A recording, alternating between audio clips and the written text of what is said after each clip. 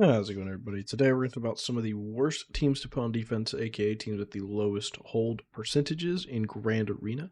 This is going to be targeting Kyber 1, Kyber 2, that top 1 to 2%, so that you know as you climb the ranks in Grand Arena, I need to think about replacing this team. And I'm going to catch myself on a couple of these here that I hadn't really realized they were as bad as they were. But without further ado, we'll get into it. I want to keep it relatively short. I've picked out 10 of them. They're not in a particular order, and I have the percentages here with us. The only ones that I didn't look at all were they were seen less than 1,000 times. So all of these were seen at least 1,000 times, many of them way more than 1,000 times. And I think the biggest thing you're going to see they have in common is they've had Lightspeed bundles. So people are buying a Lightspeed bundle, getting this team, not really knowing what to do with it, and slapping on defense. And so if you're someone that buys a lot of Lightspeed bundles, this may really apply to you. So make sure you stay in and see each of them and understand maybe I need to get this off defense. And I'm going to do my best to tell you what I use them on offense for as we go through, because it can really help.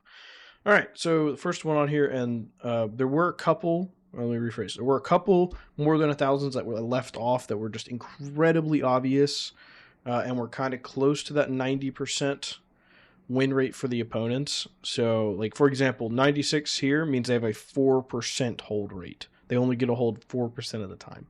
So there were a couple like Shakti lead, Padme lead, Troopers, Ewoks that didn't make this list because the Ewoks, it was iffy on the data whether it was with Nisa or not.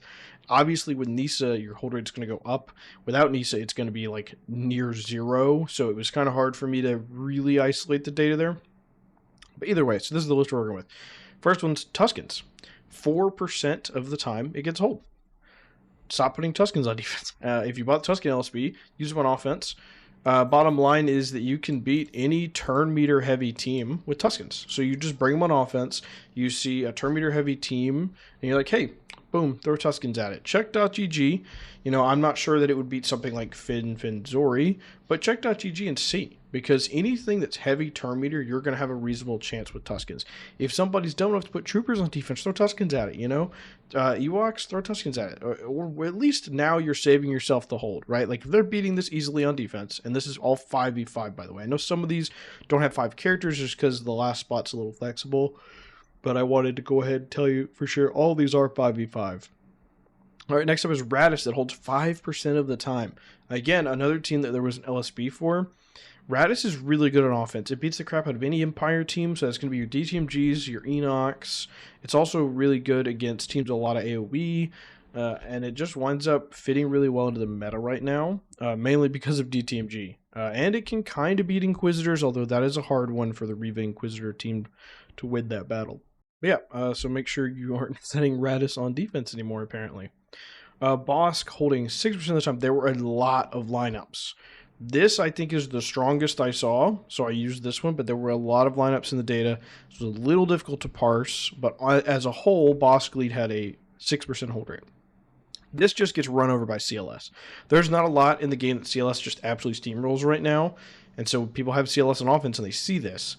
They just cream it. I mean, they just clobber it. They just go in, they're popping, and the team's done, and you get near max banners.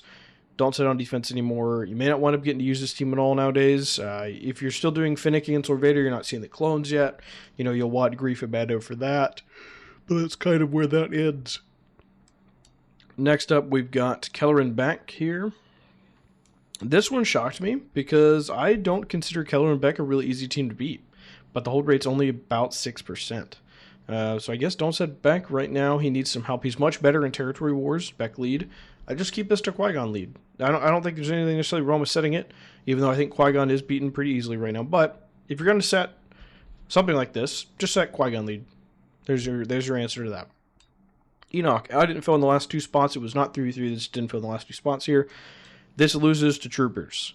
If it loses to Troopers, it doesn't belong on defense in 2025. Sorry, just how it is.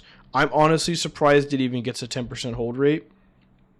It doesn't belong on defense anymore. This is not an LSB thing, it just doesn't belong on defense anymore. Alright, Geos with a 5% hold rate. Vader easily 2-mans this, like Krennic Vader, Thrawn Vader, Vader TIE Fighter Pilot, Vader Tarkin, like just Vader with a little bit extra juice most of the time will easily 2-man this. I know what you're thinking, oh, my Vader can always solo it. It's not worth the risk most of the time. If they don't have a Datacron, they're not all Relic or whatever, okay, fine. But if you got a bunch of Relics here, you may got a Relic 7 GBA, you got Datacron, I wouldn't risk the solo. I would bring an extra character. Next up is Fasma with TIE Fighter Pilot on me. This just gets ran over by so much. Grievous, CLS, Troopers.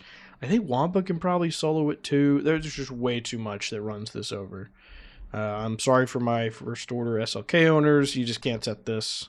I'm not sure what you could do with it on offense, to be completely honest with you. Probably not a lot, but I wouldn't set it. It's just costing you banners right now. Next up, Grand Inquisitors. This is for my non-Reva owners.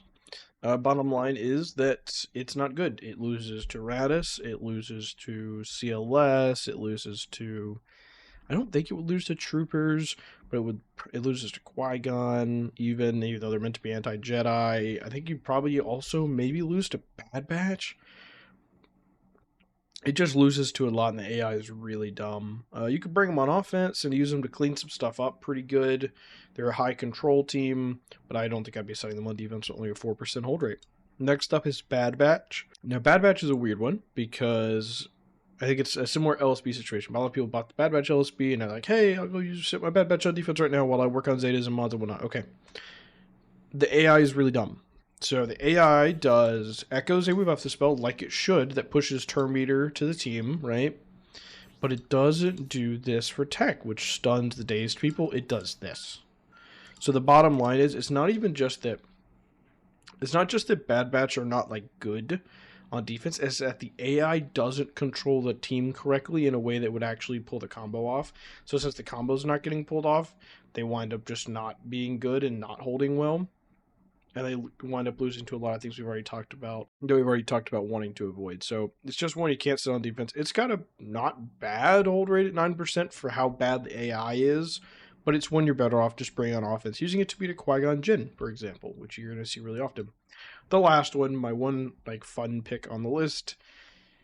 If you bought the Jawa LSB and you got really 3 Jawas, stop putting them on defense. You're getting to hold 2% of the time. Just don't do it. Just don't do it. Just stop setting Jawas on defense. I don't know the 1,000 of you in Kyber 1 and 2 that are doing this, but please just stop putting the Jawas. Stop Jawa hate. All right. We love the Jawas. No crushing. We need a Jawa TV show now, I guess, right? Get a new Jawa Jedi to come in here. I'll leave the musings for a less serious video. Without further ado, thank you so much for watching, and I hope this helps you refine some of your 5v5 Grand Arena. If you want me to do this for 3v3, let me know. I can. I think 3v3 is a little bit harder because there's a lot weirder teams, but if you want to see it for 3v3, let me know. I just know people don't like 3v3. I'm one of those people. I'd rather just play 5v5. But anyway, all that said, I'll see you in the next one.